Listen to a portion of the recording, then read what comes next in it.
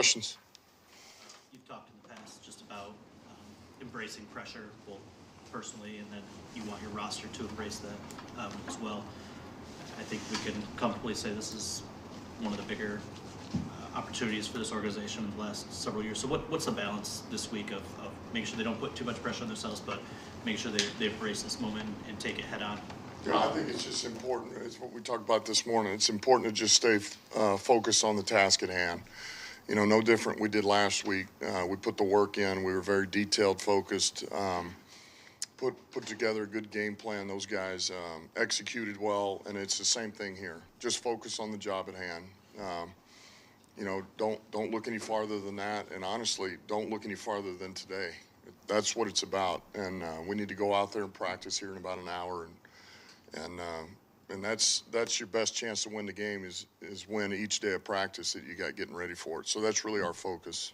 I don't know if it had anything to do with anything at all other than just a bad day, but you had a Christmas Eve game last year. It was a rough one for you guys on the road. Similar situation. Is there anything to the date and just where guys' minds are at with family obligations and whatnot? Is there anything you got to recenter for this one? Yeah, I mean, we talk about it, people are going to have families in. It is that time of year, but that's everywhere in the league right now. Everybody's got mom and dad and sisters, cousins, in-laws, and that goes with the territory. So you got plenty of time to see them after the game, and more importantly, when the season's done, and they'll all understand. And so I think that's always going to be a focal point. Doesn't mean it's easy, but that's what you have to do.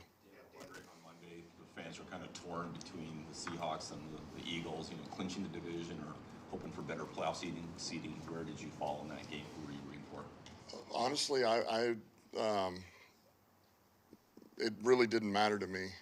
I mean, it really didn't. I was either way. I mean, to me, it's still we control our own destiny as it pertains to winning this division. So, man, no matter what happens, we win, and we win a division we're in, and we get a home game. And so that's right where I wanted to be, me personally, and I know the team. So it really didn't matter.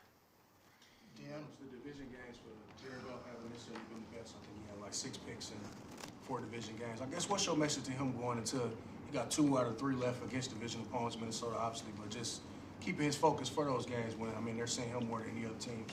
Probably. Yeah, look, I think the same message that we had really the last 2 weeks, and because honestly, he's done a good job of taking care of the ball.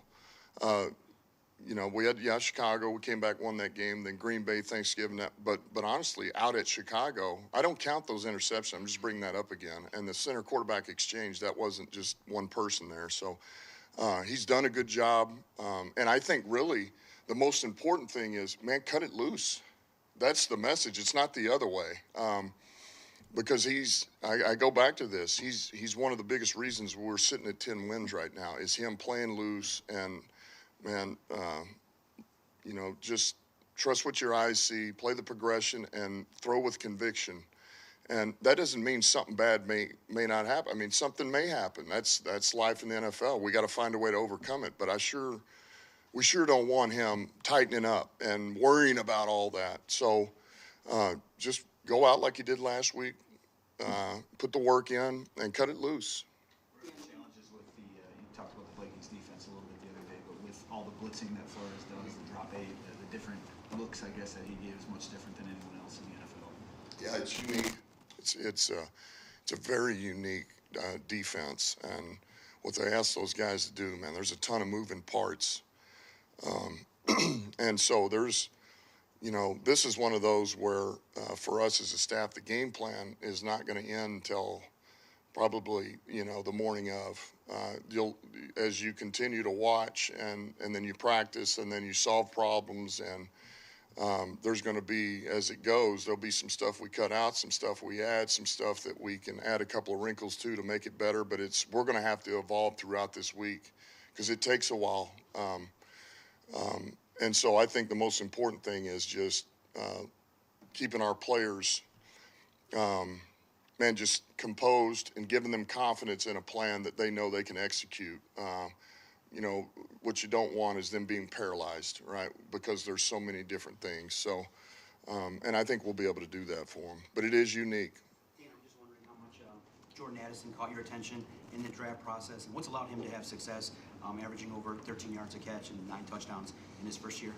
Yeah, well, confidence, that's a big part of it, as with any rookie. You know, he's got his confidence is clearly up, and you can tell that as an offense, quarterback, all of them, play caller, that they have confidence in finding ways to get him the ball. And, you know, and the things that you liked about him coming out of the draft, it's what's showing up, man. He's a pure outside receiver. He's a very crafty route runner. He's got a vast route tree, really good hands. So he's developing. I mean, if you're them, you're pleased with where he's at right now. That's for sure. Sorry, as a former tight end yourself, can you speak to the level of difficulty of what Sam Laporte is doing? And did you guys have any sense that it would be he'd be this soon?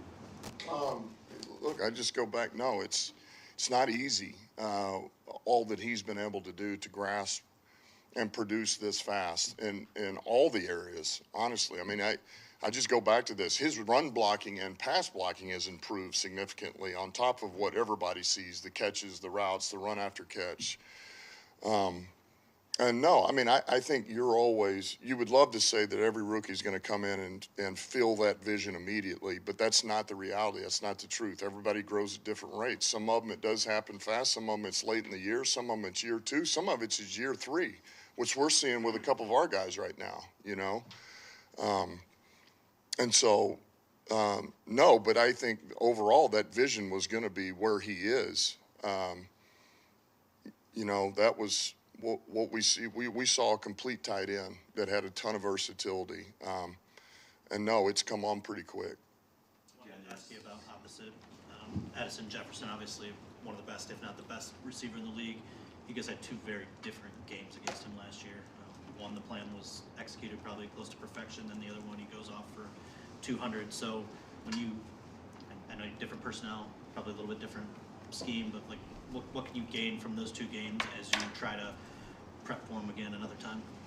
There's nothing easy about going against him, you know. And now that you got Addison on the other side, you got Hawkinson obviously at the tight end position, and they got a run game. So that makes it difficult. I just go back to this: the resources you're going to use to try to slow him down, then it opens up other avenues here. And there again, if you're going to do that, that means the other guys got to be able to win their one-on-ones. You have to. So there's nothing easy about it. I mean, I think I know this. We can't let him have 200 yards again. I mean, that's the most obvious. So we're going to have some answers. You know, he's getting back into flow. You know, the other day you can start to see that he's getting back, and he's going to be even better this week.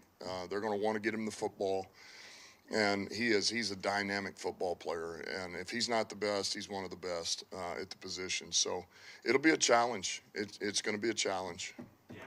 This isn't your department. I know this isn't your department. Then I'll go back to you. 3 options. This isn't your department, obviously, but ticket prices were just raised for the season ticket holders. A lot of consternation among the fans. You're one of the culprits for doing all the staying winning. So, what do you tell fans who are taking this kind of preparing for this blow? Yeah, Carlos, don't put me in that spot. Look, I'm not in marketing. I don't deal with ticket prices. I'm just trying to win games, and so I don't know. You know, it is what it is, and I hate to say that, but there's nothing I can do about anything other than just try to coach and give us a winner. The Vikings are on their 4th quarterback this season. How does that what do you have to look at? What do you have to key on that it's Mullins now? Just like, how does that change the preparation? Well, I think, you know, he's a facilitator. You know, he's the guy that's going to get him in the right play. He's going to be able to read the coverage, get it in the hands of his playmakers, Jefferson, Addison, Hawk, the back. You know, he's a very efficient quarterback. I would say he's not as mobile as Dobbs, you know, and so there's a little bit of that to where at least you have a pretty good idea of where he's going to be. Now they'll move the pocket a lot of boots, keepers. But he's an efficient quarterback, and that's really, if you're able to run it and you've got weapons, you can certainly win that way. And he played better than he did the week before, and man, he made some really good plays in the game against Cincinnati. He did, and there was a couple of interceptions, but overall, man, he's played. He's had success, and he understands that offense very well. So, you know, he gives them a good chance. You know, and that's all you can ask for at quarterback. Hey Dan, Caitlin Kaler with The Athletic. Nice to meet you. I've noticed when you talk about Jared, even when he has a game where he appears to struggle, you never appear to single him out or criticize him publicly. And I wonder if that is just a purposeful, is that purposeful the way you do that, and how important is it for a quarterback to feel that support from his head coach? Well, I think that I don't really do. I try not to single out any one player and just go after them, you know. And but it is what it is. I don't really treat him any different than anybody else. And just because I don't openly, you know, go after a player in the media doesn't mean we don't talk behind the scenes and in my office one-on-one about what we need to do better, the details of it. And I think everybody can kind of see what is and what isn't, you know. And so, look, I think at the end of the day, as long as you're open and honest with the player one-on-one, and they know that you see them for what it is or see the performance for what it is, good or bad, you can respect that, and that's how you get better. And that's what we've been able to do. And that's what I've been able to do with him. And that actually gives him confidence. And he knows that there's still a trust and a belief in him, and that is important. Yeah, Dan, you were asked earlier about, you know, some of the pressures you face as a team. I was wondering if being in first place since opening day has put any pressure on this team, maybe from the point of getting everybody's best shot week in, week out? No, I mean, I would say certainly we go into places you know you're going to want to play well against us, you know, because we have won games. We are playing pretty good football, and so you're going to get. Most teams are going to want to put their best foot forward. But I don't feel like there's any, you know, the pressure. I mean, look, I just go back to this. The more you win, the more the pressure goes up. But you can't let that. You should enjoy that. I mean, and I think that's kind of where we're at. I mean, I think we, you know, it's when we're at our best is when, you know, you have people gunning for you, and we have things at our fingertips here, and it doesn't always go your way, but you find a way to bounce back, and I just think that's, you know, it's a good thing for us. We've done well with that. Okay.